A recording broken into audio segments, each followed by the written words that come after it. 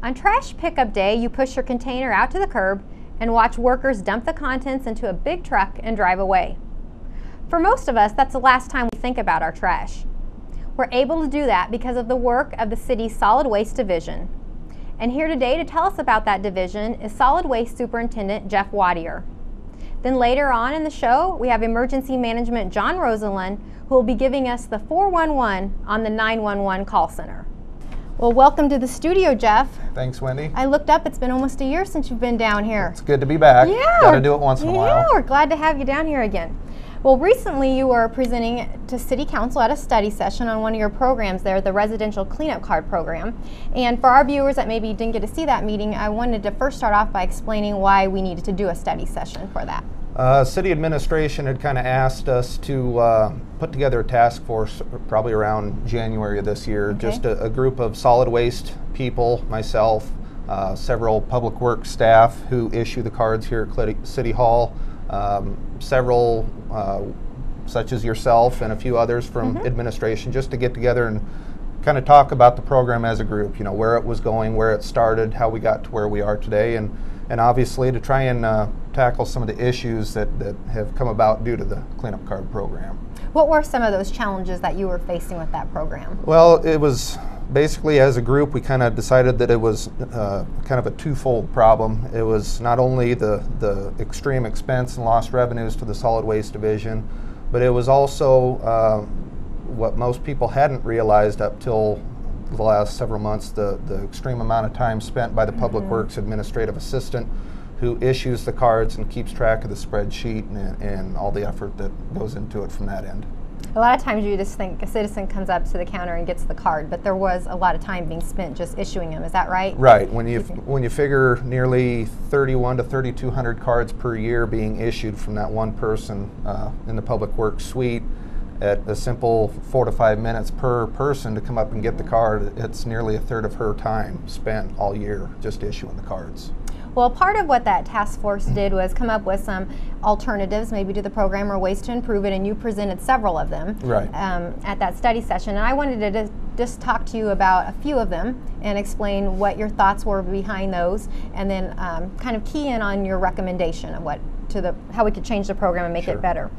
First was the citywide cleanup volunteer event. Jeff, let's talk about that one. Yeah, that was an idea that we as a group kind of came up with and discussed and tried to put as accurate a costs as we could to projecting what that type of program would cost. But basically what that would have amounted to changing from the residential cleanup card program that we have now to try a different avenue.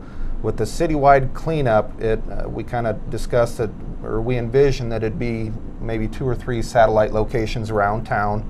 So there were multiple locations in an effort to not have a mile and a half long of traffic backed up waiting to dispose of their items, but 2 or 3 locations around town with a lot of staff and a lot of volunteers and a lot of equipment to get people shuffled through the line with whatever they may be trying to unload, and then also needing to have a private contractor with roll-off containers at each site that could be hauled away as they filled up. So one of the challenges maybe to that event was, what did we find out?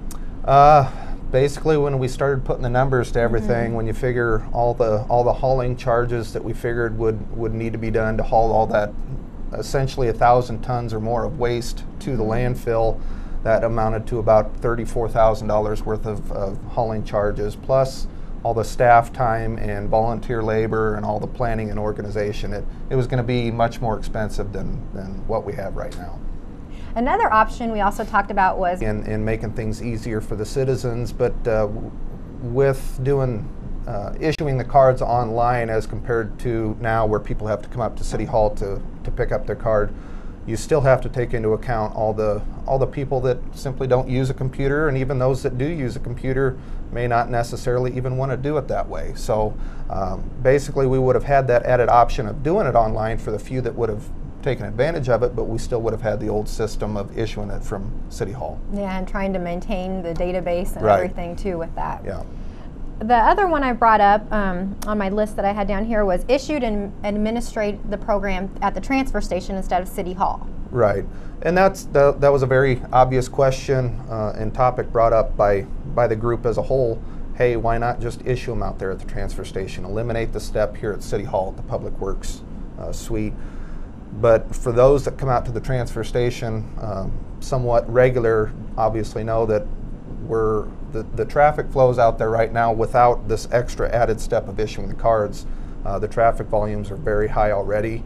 We do not have what would be needed in many respects with a separate customer service window, parking areas for people to avoid the traffic of the regular customers coming through with their garbage. So that ended up, when we put everything together and thought through it, would have been a very, very expensive item, and I'm really not too confident that it would have worked anyway. Yeah, and a lot of times out there you have long lines of people waiting anyway, and that would have been something on top of that. Right. It's especially during the busier times of the year, spring, when people are cleaning up their properties, in the fall with everything that's going on. I think it would have been a huge traffic jam issue. There were several other options that you mentioned, but I wanted to go now to the one that you actually were making the recommendation to City Council to discuss, and that was actually eliminating the program but adding free yard, some free yard waste alternatives to that too. Right, that was actually the 7th of 7 alternatives that we as a group kind of came up with and discussed and put the numbers to. What it entails is, obviously, like I said, what we were trying to do as a group was to, number one, eliminate the time spent, the massive time spent by the Public Works Administrative Assistant issuing the cards. But then also, too, with us in solid waste being an enterprise fund, trying to at least lower or limit some of the extreme costs and lost revenues with the current cleanup card program. So the idea was kind of thrown out there and discussed by the group of doing away with what we're all used to right now of the residential cleanup card program, going up to City Hall, getting your card, hanging onto the card throughout the year, using it whenever you have things to get rid of at the transfer station, and essentially opening up. Right now at the yard waste site, we accept grass and leaves for free year-round. With eliminating the cleanup card program, we would then also allow residents year-round, like they do with their grass and leaves, to dispose of their tree limbs and branches and root balls and vines and anything else that you may have in your yard. And I know a lot of times when we have storms and things like that, people need to turn their limbs and tree branches and stuff into the transfer station, and currently we're charging for that. Is that right, Jeff? Correct, yeah, because we do have to, from time to time, hire a contractor to come in and grind up those tree limbs and branches. So there are still definitely costs associated with tree limb disposal at the transfer station.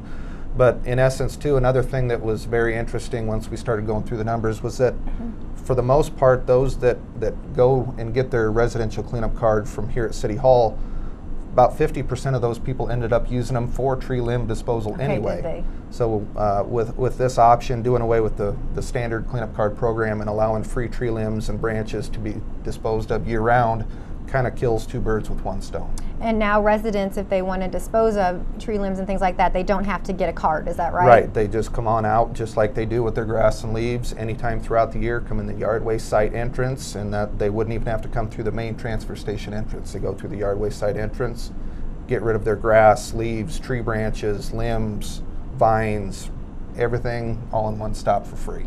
And maybe we have some people out there that are new to town or might not even know where the transfer station is. Jeff, can you tell us where they would go?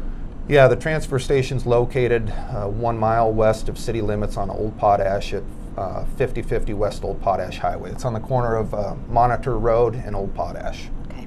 Well, I wanted to ask you too, now we're going to be eliminating the residential cleanup card, but how long can citizens still use that card for a while, or how long can they use that? Yeah, that was another thing brought up by the group. What's been decided is obviously those that have been issued a card this year, once the cleanup cards are no longer issued from City Hall beginning next fiscal year in October, or this coming fiscal year I should say, those that have already been issued their cards, those cards will still be honored through the end of the calendar year. So citizens the next couple months, July, August, can come get a card yet if they want. Sure, yeah. Okay. And people, like I said, they can still get one issued up until the new fiscal year begins October 1. And they can use it till the end of 2011. 11. Correct. Okay. Yep. Had to make sure we got that right. Okay. Well, another topic that I wanted to discuss with you, I have you in the studio, was permits that you have to get at the landfill. And I know recently you just went through a permit process with the Nebraska Department of Environmental Quality.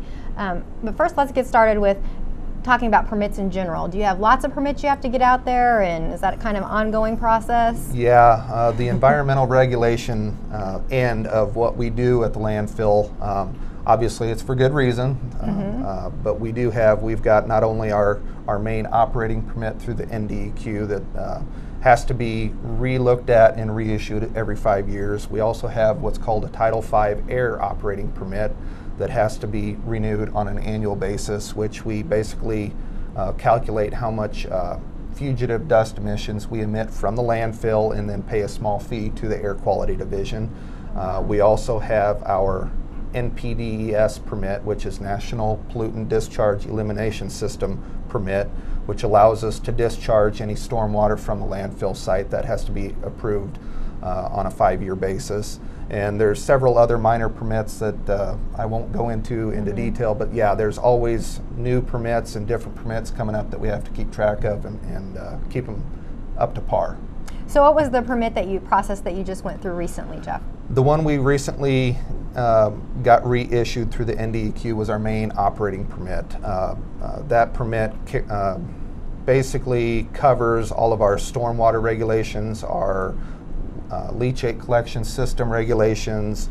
It has everything in writing for how our landfill expansion and our liner construction details are to be built. Basically, it's just to give everybody an idea, our one operating permit is 2 3-ring binders that are about 10 inches thick.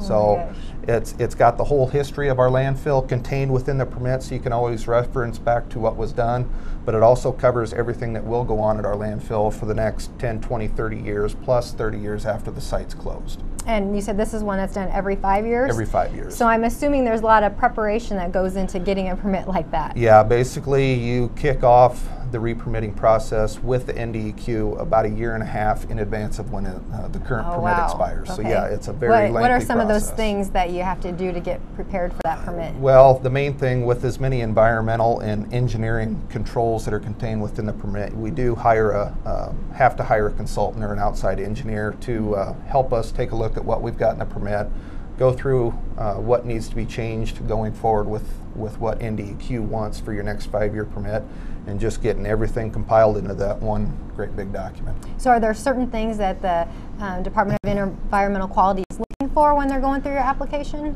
Typically there isn't a whole lot of major changes every 5 years between the permits, but what they're doing, you know, there's always new environmental regulations coming down from the EPA and from the state.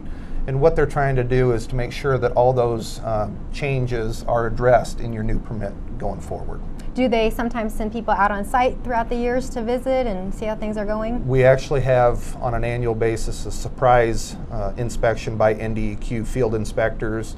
Also with that, with the re-permitting process that we just completed, we do have what they call a comprehensive 5-year inspection, where several staff members from Lincoln at the NDEQ office come out. We sit down, go through the permit, go out on site, take a look around, and address any concerns that they may have. But thankfully, everything was in real good shape this time, and it was a fairly painless process. Those days can be a little bit stressful for you, huh? Most certainly. Having everybody out on Yes. site.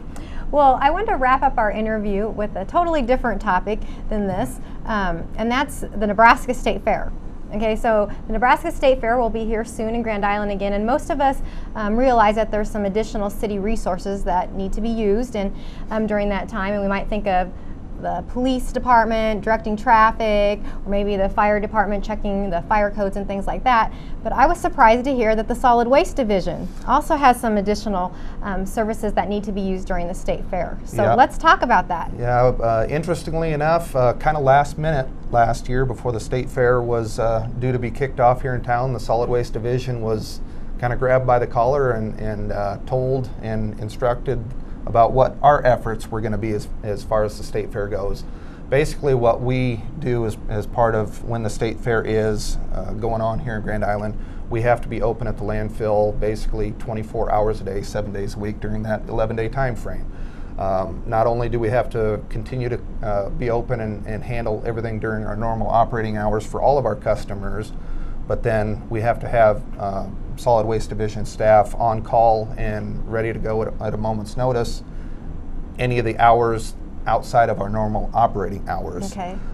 Where whoever is hauling the garbage or the waste from the state fair through the night, anytime as loads get full, they have to haul them loads to us. That way the state fair is ready to go for the next day and everything's cleaned up and looking nice. So once you guys get the call, you have to head on out there? Is that how it's set up? Basically, yeah. We trade all of our solid waste employees' cell phone numbers with the contract hauler who's going to be hauling the waste from the state fair. We stay in constant communication. Everybody knows who's working which day.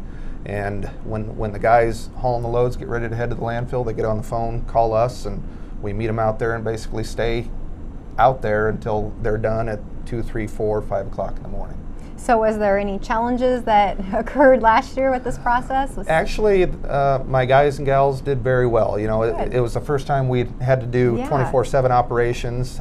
You know, you're kind of alone out there except for when the haulers are there unloading what they're hauling to us. But again, we worked really well with the local hauler that hauled all the waste and made it work. And so will that same process be similar this year? So you got 1 year under your belt? Yeah, that's the way we're planning on it right now going forward. We're gonna do the same thing in the next couple of months here when the state fair rolls around again. Well, thank you for joining us today, Jeff, and for filling us in on all the stuff taking place with your division. You bet, no problem. Although I hope I never have to dial 911, and I'm hoping our viewers out there won't have to either, the reality is most of us will come upon or be involved in an emergency situation where a 911 call must be made. Emergency Management Director John Rosalind is here today to tell us what a true emergency is and why the information we share on a 911 call is so important and can make a difference to you, your family, and friends. Well, John, I know you're a busy guy. It's severe weather season, so you're doing a whole bunch of stuff, so I'm just glad that you took some time to visit with us today. Thanks a lot. Well, a lot of us you would think would know when it's appropriate to call 911 and when it is not, but sometimes we get all sorts of weird calls that maybe shouldn't be directed to the 911 dispatch center. So I wanted to start our interview off today just having you explain and maybe give us some examples of when it would be appropriate and not appropriate to dial 911. Sure. Okay. Well, the most important thing to remember about the 911 system is that we want to reserve 911 calls for emergencies only.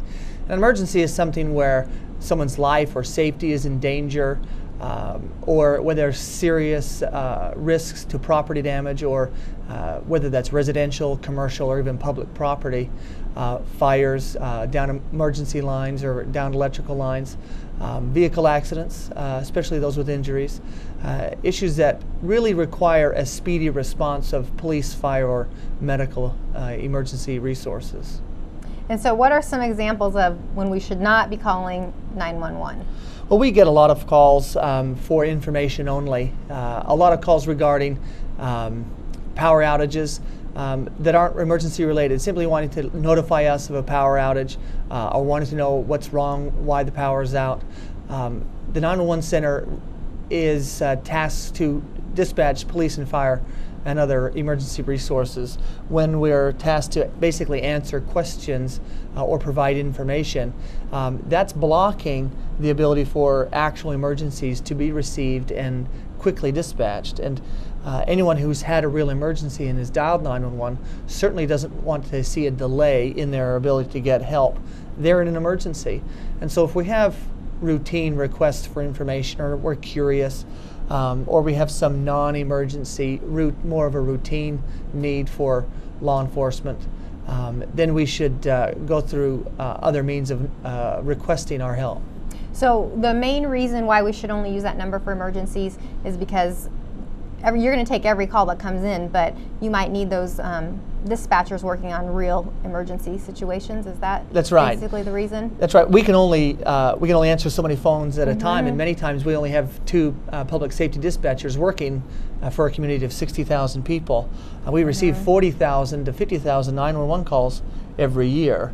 And so our ability to respond to emergencies is greatly diminished when that dispatcher is occupied with non-emergency requests for service, or people curious and wanting information, but it really isn't an emergency in nature. So where would you suggest citizens call if they have some non-emergency situations that they want to report or get information about? Well, typically it depends on the situation that they're curious about. Power outages, we encourage you to contact your utility. If it's an issue with the Humane Society, you contact that agency, police department, sheriff's office, and so on. And those phone numbers are readily available in the phone book. What we find often is we have callers that don't want to take the time to look up the agency that they need, and they'll use 911 as the default because they know someone will answer. But when they do that, what we're doing there is we're blocking an avenue when a real emergency takes place. We're blocking the ability to receive and deal with that emergency quickly and effectively. Many of us out there may not think about our crucial role as a 911 caller. We're calling in 911. Why is that caller so important, their role in an emergency? Well, the most important role that a caller plays for the dispatcher is we're not there. The dispatcher can't see what you see, and we can't hear what you hear. And so the dispatcher is going to ask a series of questions so that we can determine where the incident is, what the incident requires, who needs to go, how quickly they need to be there, what the safety implications are for the victim, the caller, and our emergency responders. We can only see what you communicate to us. We can only hear what you tell us about. And so we want you to be our eyes and our ears and our hands. That's a good way of looking at it. I never thought about that before. Now, most of us probably don't call 911 very often, so could you give us maybe some tips on how to be better prepared if that time comes when we need to call 911? I think the first thing we ask for folks to do when they dial 911 is take a breath, take a second, gather yourself. You're probably a little excited, you're probably a little rushed, and have a calmer tone when you dial. And first, be prepared to tell us where you're at. Where the emergency is the most important piece of information that a dispatcher is trying to get from our caller. The where is the key to everything. If I know you have a heart attack, but I don't know your address, if I know there's a fire, but I don't know the location, it doesn't do us any good. The key piece of information that we're looking for in the dispatch center is where the emergency is, where the caller is calling from, where the hazards may be located, so that when we dispatch the appropriate personnel, they can get to the right place in a very timely manner. Now, John, we talked a little bit about the role of the caller calling in. I wanted to visit a few minutes about dispatchers. What are kind of their roles and maybe some of the training that they go through to handle situations like this? Well, emergency dispatchers receive months of in-house training, as well as a couple of weeks at the Law Enforcement Training Center here in Grand Island. And they also receive emergency medical dispatching training through the National Academy of Emergency Medical Dispatching. This training allows them to understand the specific needs of a caller depending upon the nature of the emergency.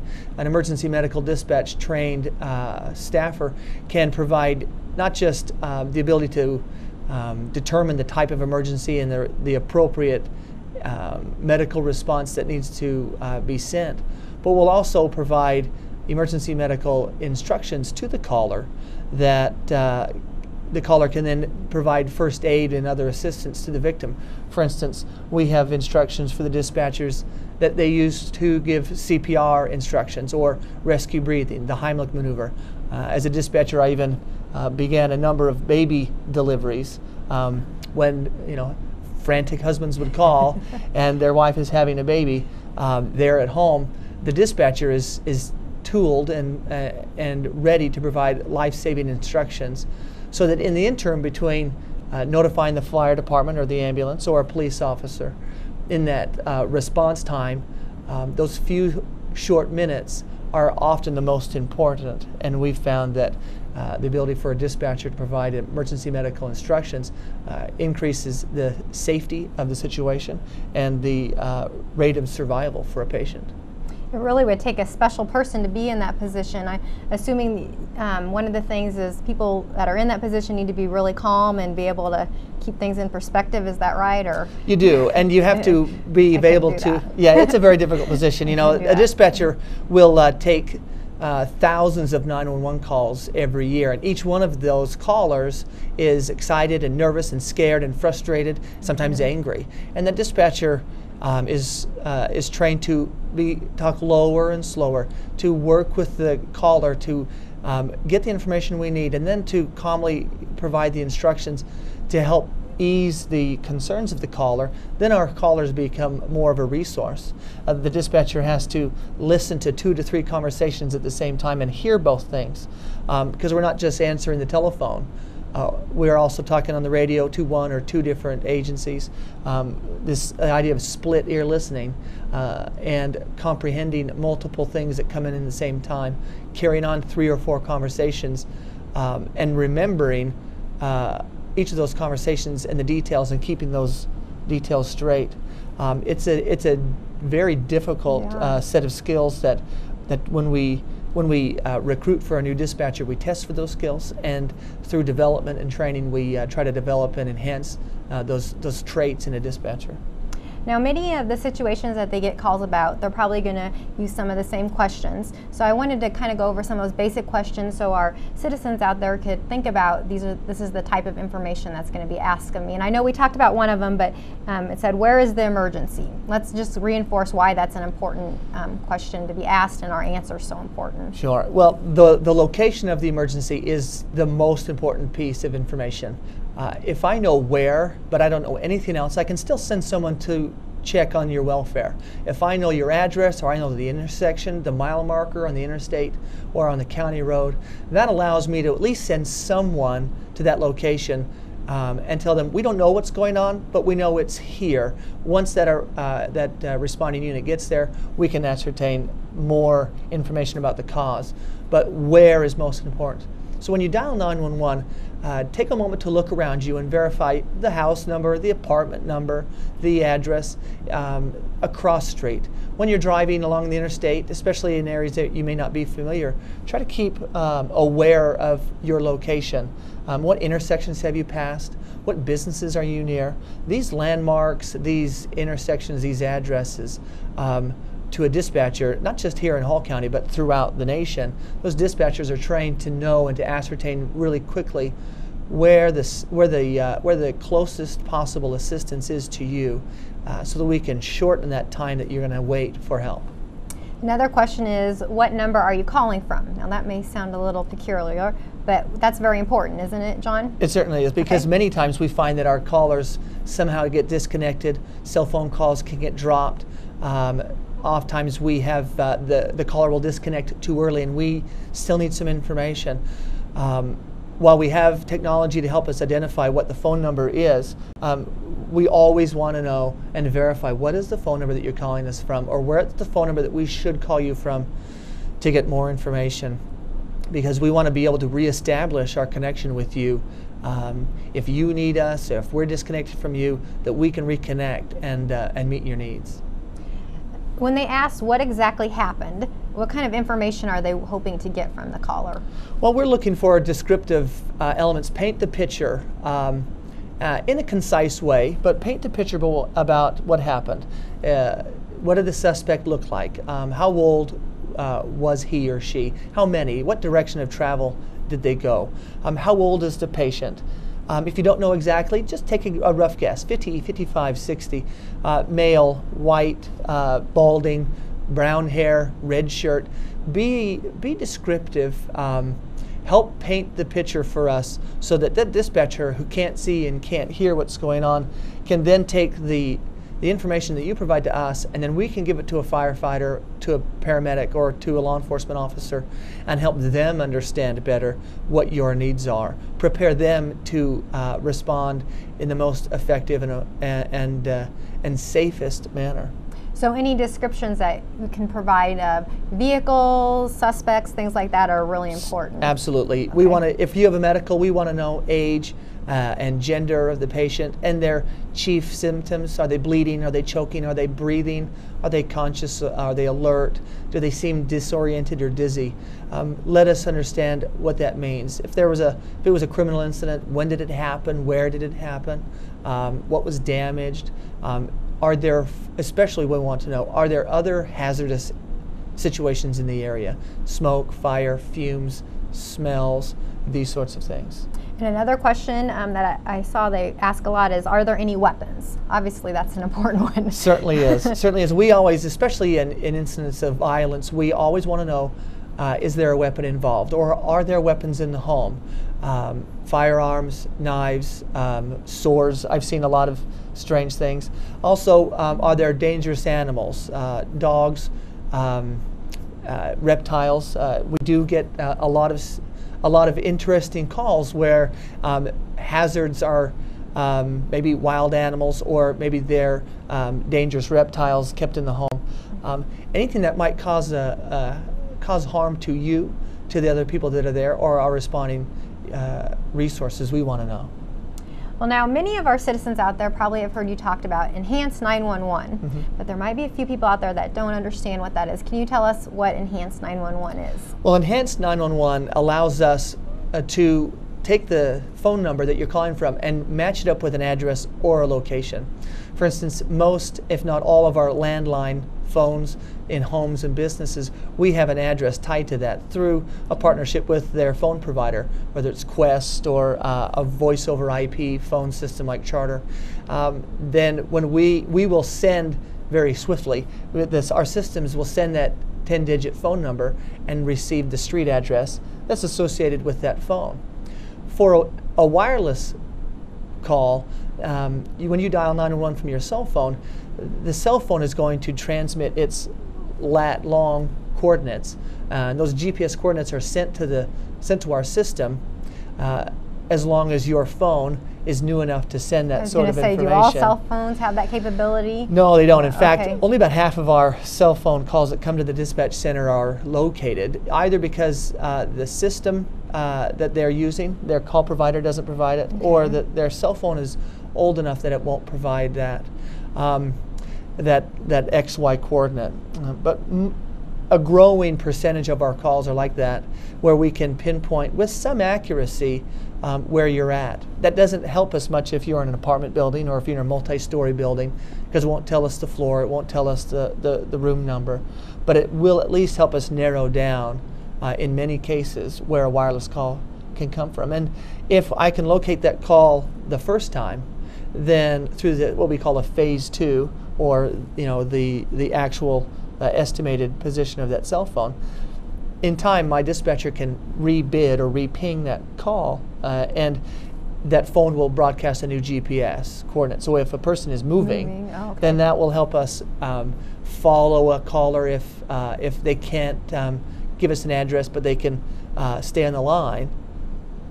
We can ping that cell phone call, and if we can follow you the first time, we can likely follow you as you travel down the road. So Enhanced 911 helps out with the location of where the caller is or where the call's coming from. Is that basically? That's right. It gives us the location. It gives us the phone number, the location, and the person who's associated with that phone number, the owner of the phone, and that helps us recognize where we can send assistance. If we get disconnected and can't reconnect, then maybe we'll send a police officer to the last known location for that phone, so that we can ensure that there isn't an emergency happening in that area. And we talked a little bit about cell phones, so it brought another question to mind. Have you experienced quite a few challenges with people calling 911 through cell phones, or is that pretty much the same as landlines? The biggest challenge that we have with our wireless 911 calls are the number. Truly, 75% of our calls today are from wireless phones, and that's a very high number. And we've seen as the cell phone technology emerged and became more popular in the community, our calls went up. Our inbound phone calls went up, because instead of getting 1 or 2 phone calls for a vehicle accident, now I'll get 5, 6, or 7. And so now my 3 dispatchers are triaging 7, 8, 9 phone calls all about the same incident. But we want to make sure that we don't dispatch the wrong units to the wrong location. We will find out what you know fairly quickly. If we have other callers that have more information, we may disconnect and take the next caller until we find someone who can provide us the most information, the most accurate and timely information.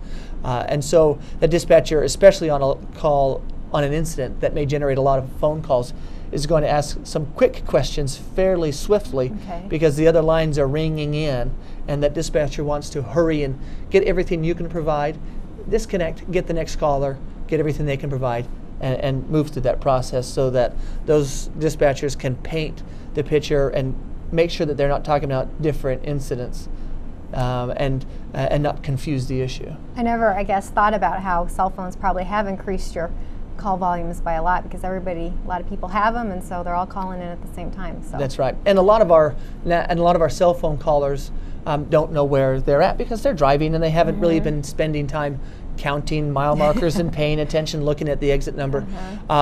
That's where some of that awareness before something even happens, just always kind of being aware. And I know when I drive, sometimes I just drive and I'm not really paying attention to the cross street. But being very aware of where we're at, especially if we're in an unfamiliar area, we want to be able to hear your description of mile markers, street signs, road signs, even buildings that can help us narrow down where you're at. Well, John, I just wanted to give you an opportunity to let citizens know where they can go to get more information about your department, because you're always got lots going on and lots of trainings and stuff, and if they had some questions about the 911 call center, how can they do that? Certainly. They can always contact the Emergency Management Department at 385-5360, and we would love to answer any questions anyone might have about how and when to use 911. You can also visit us on the city's website at grand-island.com/ready, and there's information about local emergency events, local hazards, as well as how to dial 911 and to communicate effectively with that 911 dispatcher. Your department does a great job with keeping stuff up on the website, so citizens should go out there and check that out. Well, we thank you for coming in. It's been a great refresher. I learned a lot, I know, and I hope our viewers did too. So thank you, John. Thank you very much, Wendy. Next time you see a garbage truck picking up trash to go to the landfill, or an ambulance driving by to go to an emergency call, I hope you think about the employees of the Solid Waste Division and the Emergency Management Department, who work so hard each and every day to keep our community clean, safe, and healthy. I'm Wendy Meyer-Yerke, and thanks for joining us on the July City Matters segment.